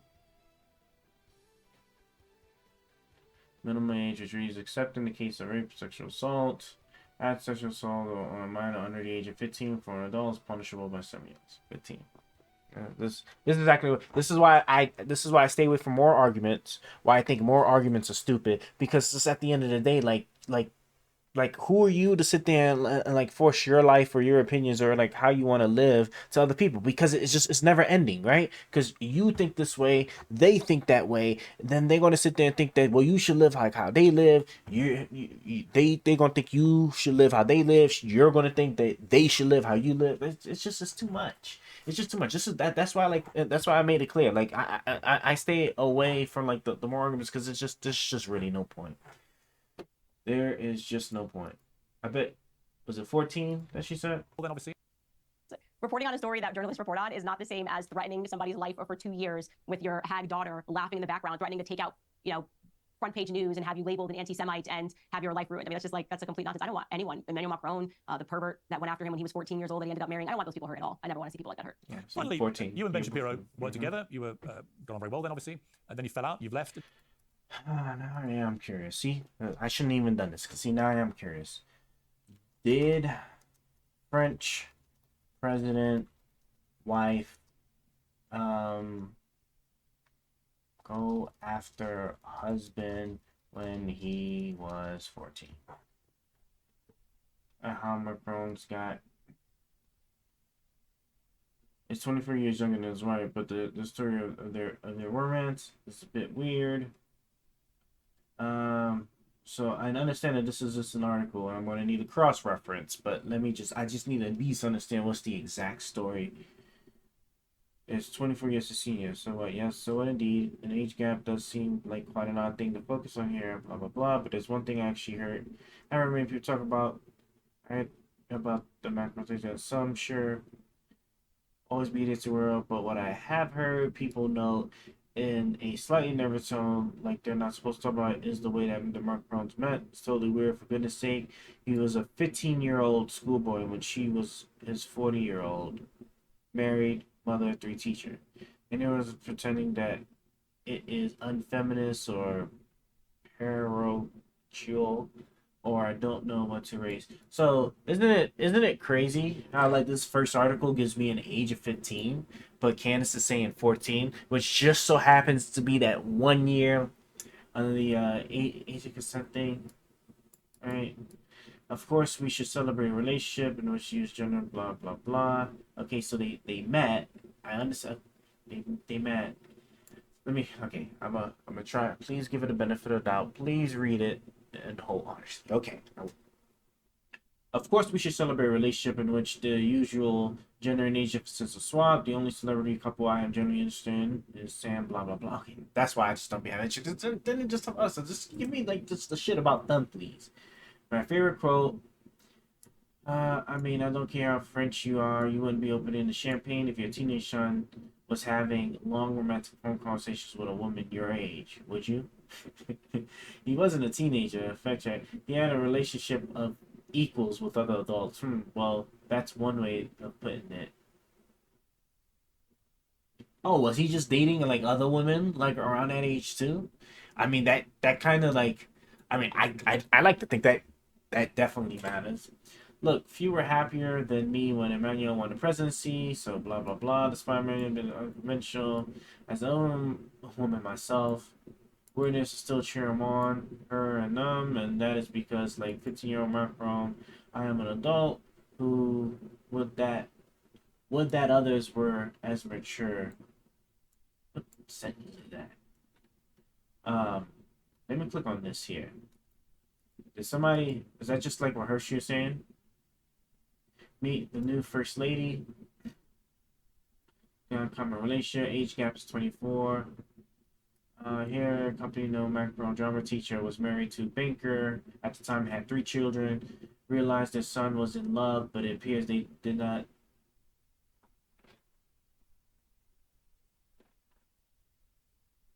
I hope I'm not about to read this and then just find out that this man was pursuing her. Right?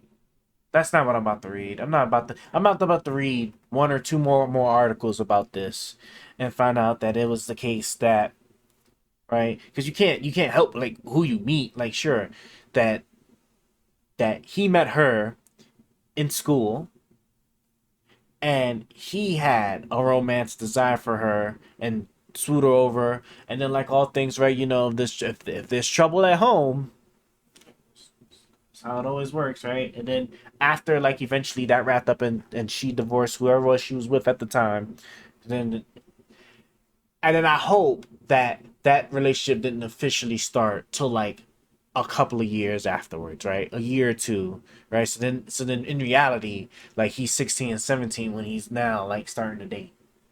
That's that to me that would be kind of crazy. That's like that's like a 15-year-old girl, right? Like meeting a celebrity for the first time, right? And then like what? 4 years later, 5 years later, they meet that celebrity again and then actually or you know or maybe they were in contact with them the entire time, right? Either or, and then they actually start dating and whatnot, right? Then you then look at that and be like, well, I don't know, bro. It's kind of weird that you met her when she was like 15 years old, and then later on, they like I don't know, I don't know. Let me see. Here, chocolate, blah blah blah. At the time, had 3 children. Emmanuel's parents realized the son was in love, didn't say who. Basically, instead, has written. They thought he had a crush on this girl in class. In fact, her mom. It was in fact her mom he was falling for. Lawrence Azier. When his parents found out, the account continues. They asked her to stay away from him until he was 18. I can't promise anything. Unless France has what is it? What's the word I'm looking for? Laws against like positions of trust. Then I mean legally, like legally she's in the clear. In the U.S., well, not even just in the U.S. Like there is I think Canada, for example, too, right, where they have this goddamn AC is on. That means it reached up to 74 degrees in the house and it's getting hot. but I want to go turn it off. I'm gonna go turn it off in a second because I don't want it to like make my voice crazy from the sound suppression. But like, I know the U.S., Canada. I know Canada. I was reading Canada, like obviously because of the video. That like if you're in a position of trust, even if like the age gap would have been normal, would have been fine, or you know whatever the age is that you know legal consent is, but because you're in a particular position, it's illegal. So like teachers, caregivers, just like any position where like you like would have some type of trust or authority over the person, right? The relationship's illegal, like point blank period. So if France didn't have that, then I mean yeah, then she would have been yeah, she would have been in the clear. Let's see. They thought he had a crush, blah blah blah. When his parents found out 18 can't promise anything, by 17 had told his now wife he would marry her someday. So there's just not. Oh, so he met her. So see, you see, this is why facts matter. This is what I'm talking about. This is why like our side just be so goddamn just weak, man. Why just not stick with the why stretch or just make anything seem like something else than what it really is, right? Didn't meet this man at 14, met him at 15, right? Didn't he was the one that was obviously pursuing the woman. Oh my God. And then now he's 17 and they're still not even dating yet or anything like that. Hey, remember, it was a decade later in 2007 he made good on that promise. When would they started dating though? That's what I want to know. I want to know when were they officially started dating. Now Mr. Macron's mother says she sees as more of a friend than a daughter-in-law. Lawrence has since, oh yeah, because of the age, right. Lawrence has since become one of the stepfather's most prominent supporters, blah, blah, blah. Her teaching job after her husband became the economy minister and she became his trusted advisor. She's credited with influencing his view on women in politics, blah, blah, blah. Mr. proposed that the role will not carry a salary, that she will shape it. Existence, blah blah blah. Looking down at her nose, she smirked on us. I see you're trying to play the teacher and pupil, but as far as I'm concerned, it's not particularly my thing. She can laugh about their age difference. He needs to go for it in 2017 because by 2022, his problem will be my face. Ugh, sounds like a bad innuendo. But let me see if I can just get a quick idea of. When did Macron date his wife? At the age of 40, she met 15 where even the random stuff I'm even Googling just are coming up at age 15. Why is she saying 14? Because she's trying to just stretch it like to, oh my God, see, this is why you just can't believe. Why it's so hard to just believe them at face value these days. Right? Because if you're gonna lie about something like that, like it's a 1 year difference, right? Right? It's small, but then it can matter so much, right? It can matter so much that because you're lying about it, now it's like, well, what else are you gonna lie about, right? And then even if you didn't think it matters as much, right? Because it's just a 1 year difference. If you're willing to just lie about that when it's just a quick search to see, then what else are you possibly lying about that could be like actually more important? In 2006, and then she married. So she was married. When? So the defenses. When did she marry? Waited 10 years to marry French president. Okay, maybe this will tell me when they started dating. They just stay in contact with each other. She spoke about her relationship and news. Blah blah blah. Her story is 70. Woof. For her husband, 45. I mean, hey, look, you can't help who you love. You can't help who you like. I mean, if he loved her, he like, you know what I'm saying? So, like why does it matter? The only obstacle is my children. I took time so I would not wreck their lives. That lasted 10 years of time to put them on the rails. You can imagine. Oh, hold on. also click on this too, because I get that, but I didn't want to miss out on my life. The couples first started dating when she was 40 and he was 15. Okay. So, well, there we go, all right? Is that what she said? Hey, if that's... gotta look at the thing there. Well, someone thought that he would fall in love with someone his age. It didn't happen. I don't know how my parents, who were the model of fidelity and good education, would have reacted to our marriage. She divorced her husband, divorced her ex-husband in 2006. He died in 2019. They share one son, 2 daughters. She became married to Emmanuel about 10 years before he became French president.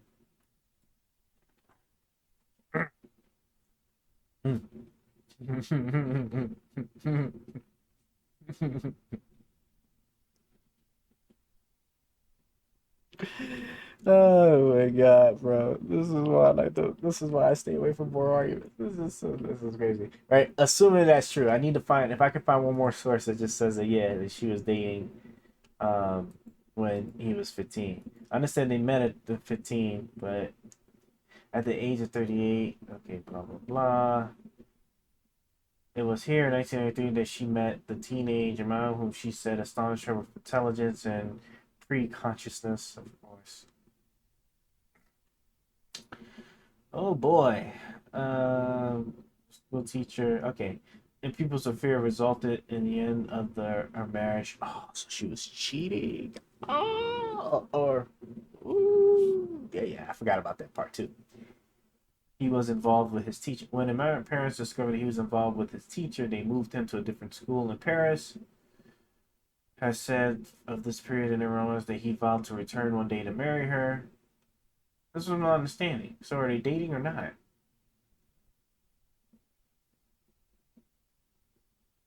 Am I correct? So okay, no. Let's just say that when they met, that they were definitely dating then, right? And then like I guess shortly after they ended it, right? Because it could have been, I don't know to the extent of like what the dating was. I mean, technically it's oh god, man, it just makes my brain hurt even trying to even just think about it. But it's just not even withstanding that. Even if it was just as simple as just him, like I said, texting her or whatever. I mean, that wouldn't have stopped him. But let's see, the relationship has been on the scrutiny from the start. In your life when you make vital choices, and for me that was it. So what has been said over the 20 years is significant. I need to go check, make sure my things are charging. I got say committed, 24-year gap. If I was 20 years older than my wife, no one would have questioned it. It's all because my wife is 20 years older. Well, definitely because of that. Eventually, well, I mean, sure, that would have brought the attention, but the moment they found out the other thing, she has been hurt by rumors of swirl that the age difference with comments that many people have seen as sexist and ageist. Now, close to a year since I was like, Francis first has found her feet. Okay, this did not help me. Parental veto. Okay, here we go. Here we go. There we go. Schoolboy love affair with teacher, French president, blah blah blah, and the schoolboy romance with his teacher. The young teenager agreed to stay away from his son until he reached 18 years old. I can't promise you anything. Relationship continued, and the couple married in 2007 after she divorced her husband. Okay, yeah. So hey, she met him when he was 15, and she liked him. He definitely loved, was into her. So doesn't seem like anything like too crazy. I mean, besides the age. Look, like being reasonable. I gotta go turn off this goddamn AC, man. But being reasonable, I mean, yeah, like it is a bit wild. It is quite a bit wild. But hey, I mean, it is what it is. Oh, but then God forbid, right? God forbid it was the other way around, right? The type of attention that would have gotten, right? Psh, please. All right, let me just go cut this air off right fast.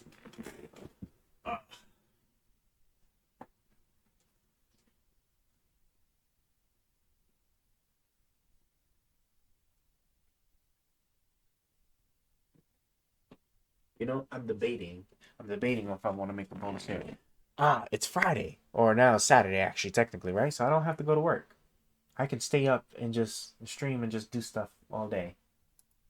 We'll see. We'll see how that works. But the ish is crazy. It sure is crazy.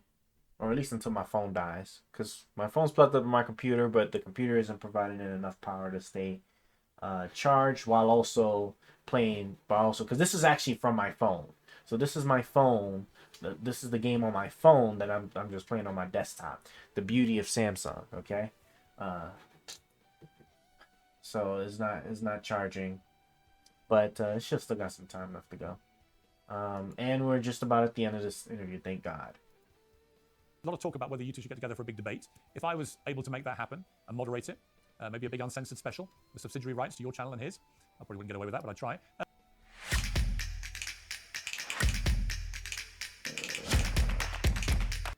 Would you let that happen? Would you be prepared to publicly debate with no NDAs, all bets off, all information on the table, so that people can finally get to the truth? Because at the moment, no one really feels they know what really happened there. 100%. We've reached out in the capacity to try to establish debate. We've offered with the moderator. I believe he came back and said he didn't want a moderator, so I don't think that he publicly said he didn't want a moderator, so I don't think that he would be keen on that offer. And then we offered, to do this whenever. I am very open to have that debate. I think it's important to have this debate when you see increasingly people that are being, accused. I said I wanted to debate on anti-Semitism, the topic of Israel, which is obviously a hot topic, and I think that most people would consider Ben to be well versed in that topic. Yep. And I'm what's little old me, like you said. I didn't go to your journalistic school of excellence, and I've never been a reporter. Who am I? Right? It should be easy. Exactly. Candace, we finally did it. We did an interview together. It went a lot longer than we anticipated, but I actually enjoyed it. I actually like arguing with people. I think you do too. Yeah. And the truth is, we don't actually have to agree with each other. In fact, why should we?